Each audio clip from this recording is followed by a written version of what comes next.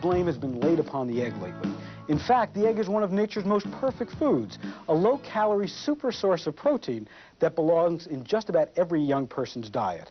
Today, I'd like to share with you some information about eggs that will undoubtedly surprise you and impress you. Today, I'm visiting with the home economics class at West Torrance High School in Torrance, California.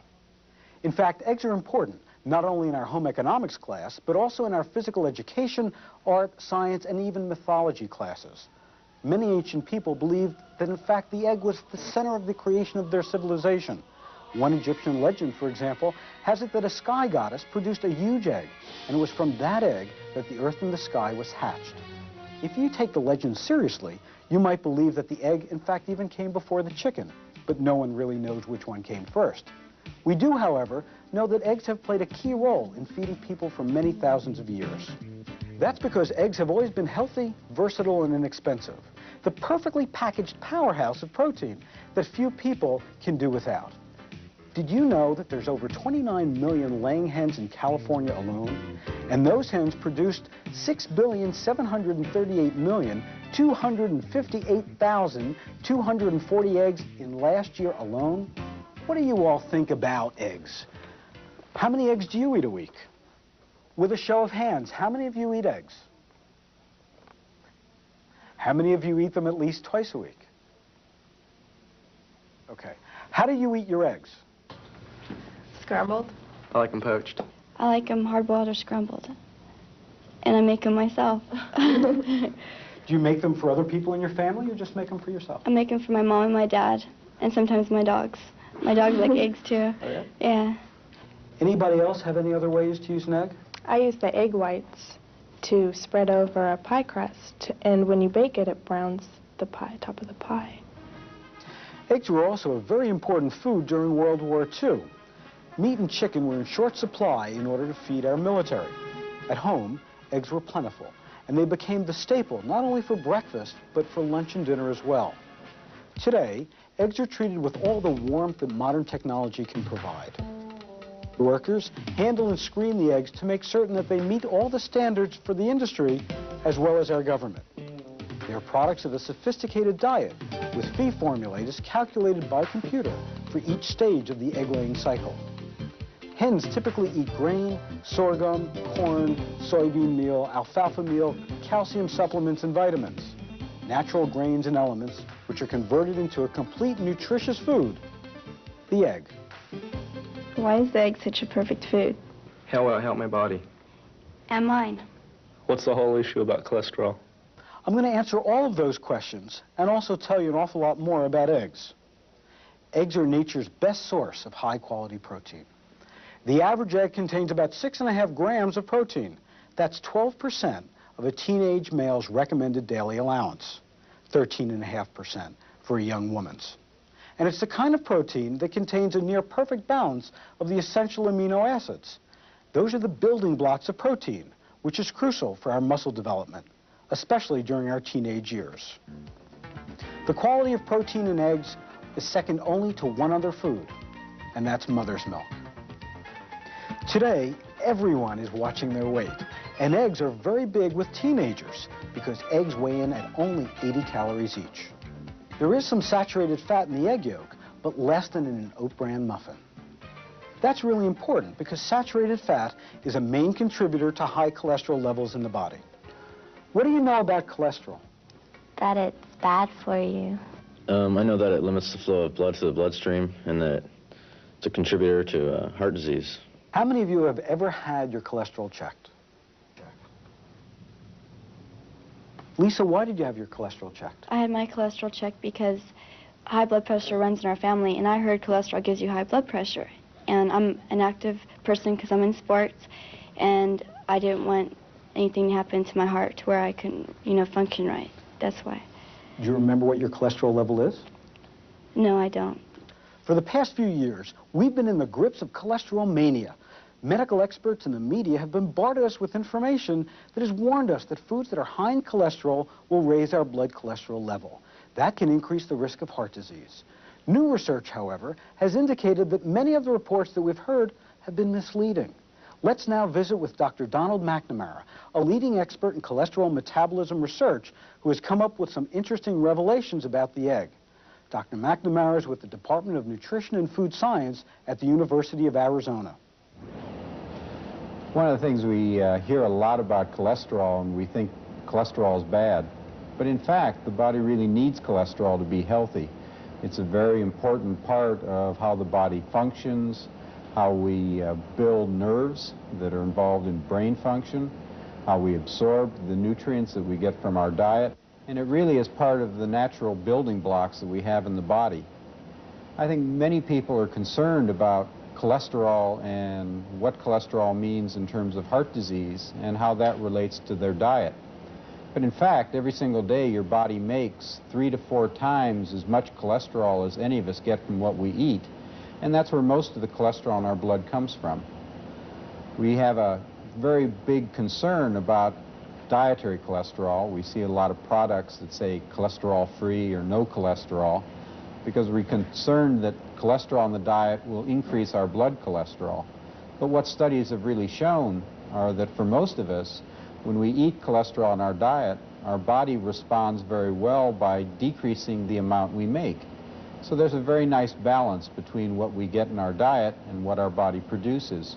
When we eat more, our body makes less, and when we eat less, our body makes more. And most of us keep our blood cholesterol very steady when dietary cholesterols change. So that most people don't really need to worry that much about cholesterol in foods such as red meats and dairy products and eggs. And actually, in talking about eggs, one of the things we've found out recently is that eggs actually have 25% less cholesterol than we used to think. Instead of 274 milligrams of cholesterol, studies by the United States Department of Agriculture have shown the cholesterol content of an egg is only 213 milligrams. So that's a 25% lower value. And again, that cholesterol in the diet really has very little of an effect on blood cholesterol levels. If we need to be concerned about what our blood cholesterol is, and we want to try to lower it, the major dietary thing to do is to reduce the saturated animal fats in the diet. Those fats that are solid at room temperature that one finds in butter and ice cream, fatty red meats and such.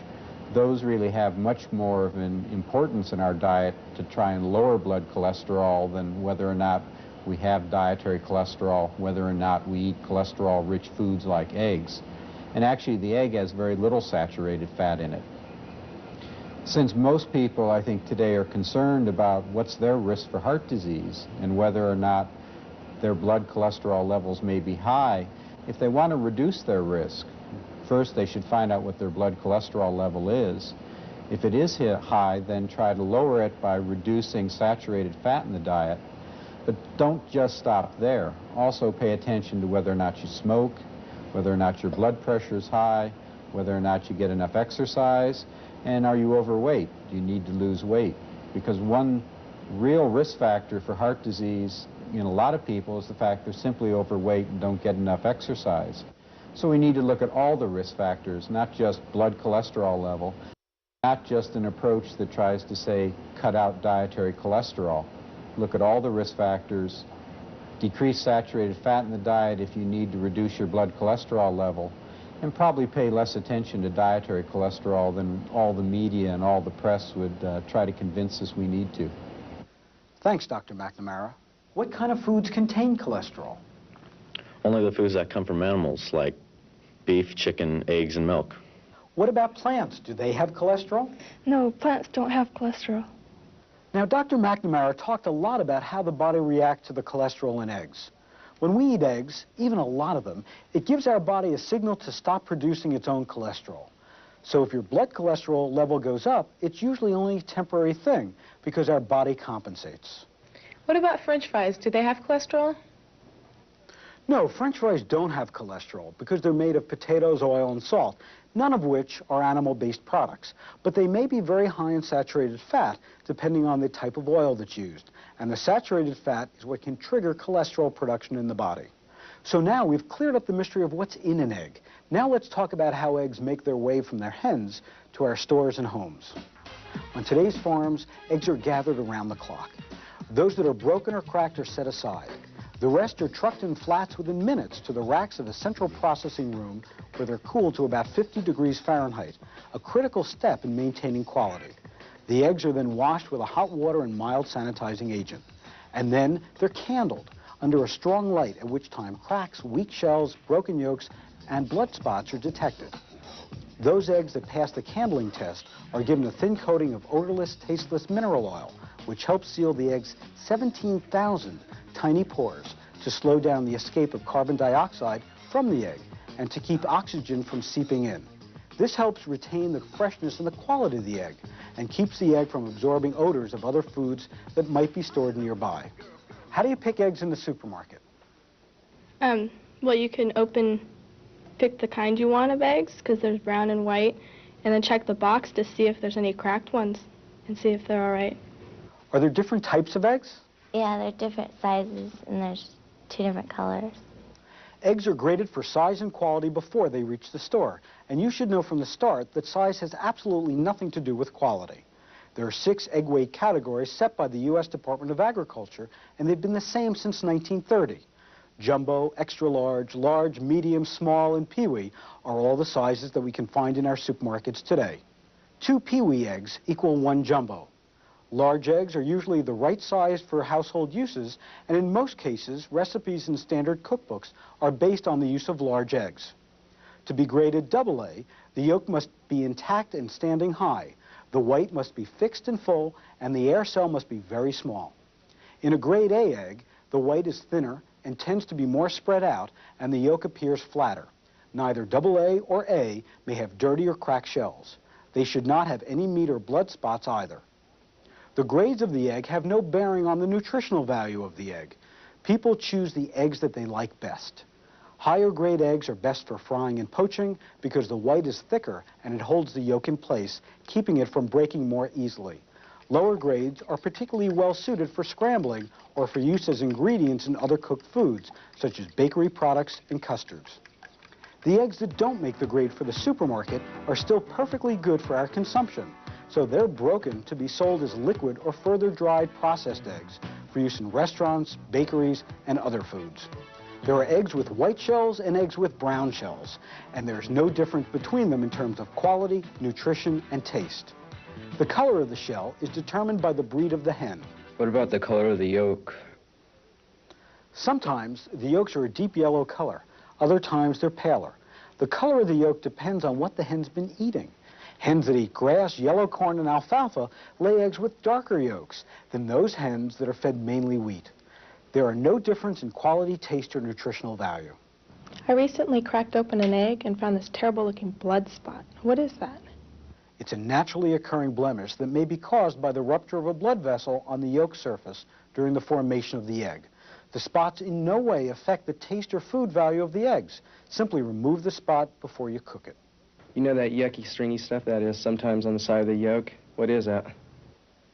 The thick white material is called chalaza, and its purpose is to hold the yolk in place in the center of the egg. Usually it means that the egg is very fresh, and there's no reason to remove it. How can I tell if the egg is fresh? It's really very simple. In California, all we have to do is look for the California Fresh Egg logo. That guarantees that these eggs have been delivered to the supermarket within 72 hours.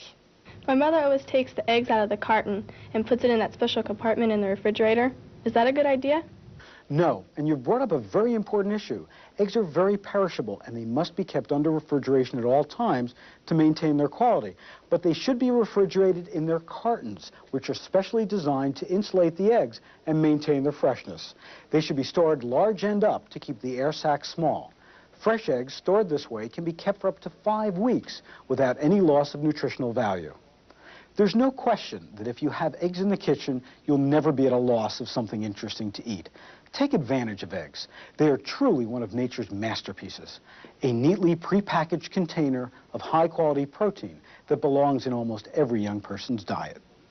I learned that you shouldn't be too concerned about cholesterol when eating eggs. I learned that there's no difference between white or brown eggs. I learned that eggs are only 80 calories apiece. I learned that you can achieve a high energy level by eating eggs at least once a week. I learned you should store the eggs with the large side up.